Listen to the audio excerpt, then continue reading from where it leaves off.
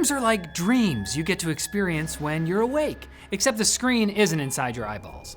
And you don't wake up to some large, mysterious figure lurking just behind you. He always does this. Oh god! GTA 6 is apparently in the final stages of development, but Rockstar staff aren't celebrating. Instead, they're speaking out against the studio ending their work from home policy.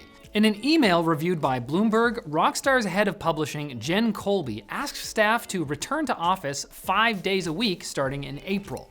According to Colby, the decision was partly made due to security concerns. That makes some sense, since GTA 6 was infamously leaked when a hacker breached Rockstar's internal Slack messages. And as we all know, no one ever uses Slack in office. Colby wrote that the return to office mandate is the best position to give GTA 6 the level of quality and polish it requires. The employees actually developing GTA 6 have a slightly different opinion, causing the Independent Workers Union of Great Britain, the union that represents game developers in the UK, to publicly criticize Rockstar. Rockstar employees, some of whom spoke out anonymously, expressed concerns about how this decision will affect employees with disabilities or health issues. Some staffers have moved away, and now they only have 6 weeks to figure out how to make it to the office every day. What's worse, Rockstar previously told staff no one wants to go back to fully in-person work. Now that they've broken that promise, workers are worried that Rockstar may also return to the crunch practices they've used in the past. It's somewhat ironic that Rockstar now sounds like the type of company that would be satirized in a Rockstar game. EA has announced plans to lay off 5% of its staff, continuing its initiative to never appear in positive news coverage.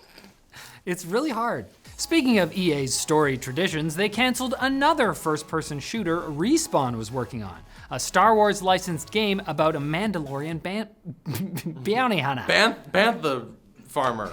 He's from the Aussie province of Mandalore. This and more was all confirmed in a statement from Laura Mealy, EA's president of entertainment and technology. Hashtag girl boss.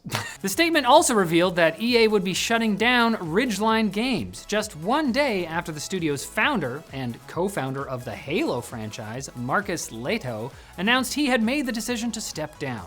Leto himself seemed surprised by the news of the closure, tweeting that he was gut-punched by the loss of his former team.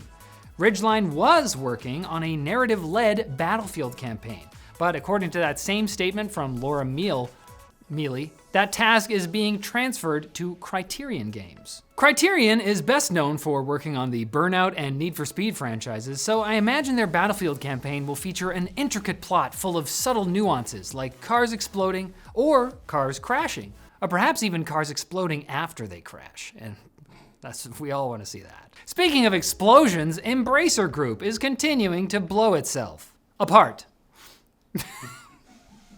The gaming conglomerate is reportedly selling studio Saber Interactive for $500 million to a group of private investors.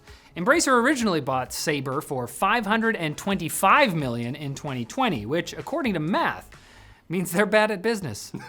Allegedly, that deal also includes the Star Wars Knights of the Old Republic remake, which is apparently still in development. Speaking of Star Wars, this deal keeps getting worse all the time, since Saber may also get the option to take other Embracer subsidiaries with them as part of the $500 million agreement. Even if Saber doesn't take that option, they might not be the only studio escaping Embracer's embrace. Gearbox is also leaving after rumors about the studio's future have circulated for months. Kotaku alleges that a deal to sell the Borderlands studio is in the late stages of being finalized. If the Saber deal is anything to go by, I imagine Embracer is paying CEO Randy Pitchford to just take his company and leave. Please. Now it's time for Quick Bits, brought to you by Rocket Money, the company that wants to help you save more and spend less. Have you ever been surprised by a credit card charge from some streaming service you forgot about? Rocket Money makes it easy to unsubscribe from all those services bogging you down without the need to scour through your bank statements. But Rocket Money has even more services, which is good since rockets and money are two things I always want more of. For example, you can set up budgets on individual categories like groceries or shopping.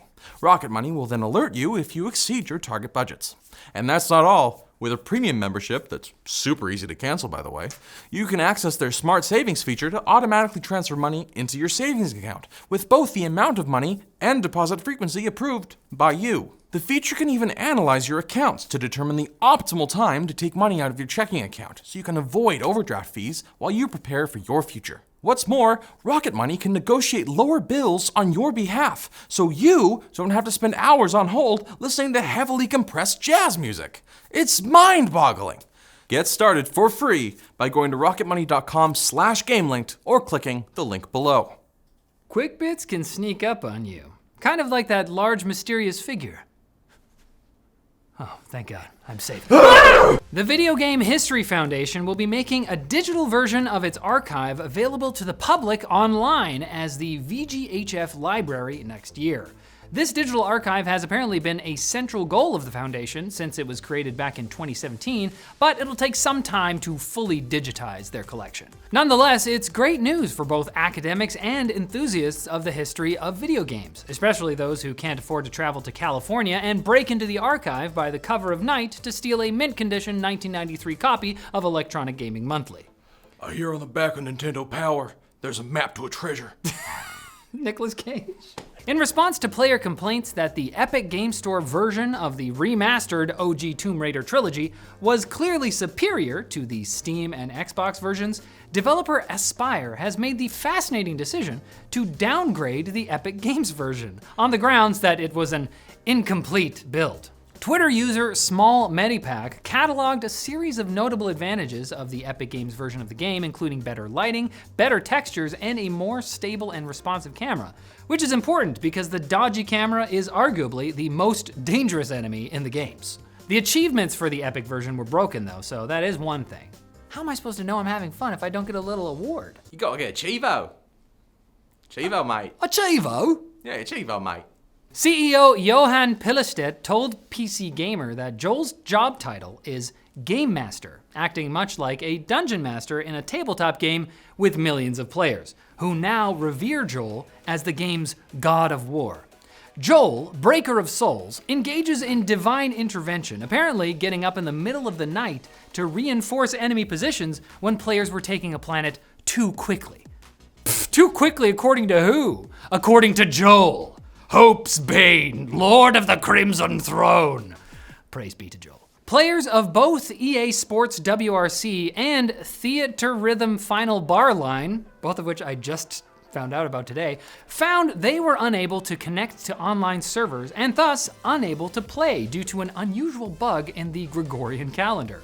A bizarre extra day added onto the end of February every 4 years, apparently called a leap day. The fix, in both cases, is to head into your console's system settings and manually set the date to March 1st, or really any day other than February 29th. It's basically just a smaller, stupider version of the Y2K bug. They have 4 years to fix it. And 500 players got together to try and take down a new ultra-hard boss called Kadamu in World of Warcraft Classic. After that group failed, an entire server of players tried to take the boss down, with even a Blizzard employee joining the fray to help. Yet, it was all for naught, as Kadamu slaughtered them like cattle. It's possible that Blizzard didn't design Kadamu to be defeated. According to Google Translate, Akh means brother in Arabic. That means if you spell Kadamu's name backwards, it technically spells, you mad bro. Now if that feels like a reach, there's also the fact that Kadamu is literally a giant troll. But we aren't trolling when we tell you there'll be more gaming news on Tuesday. Please come back.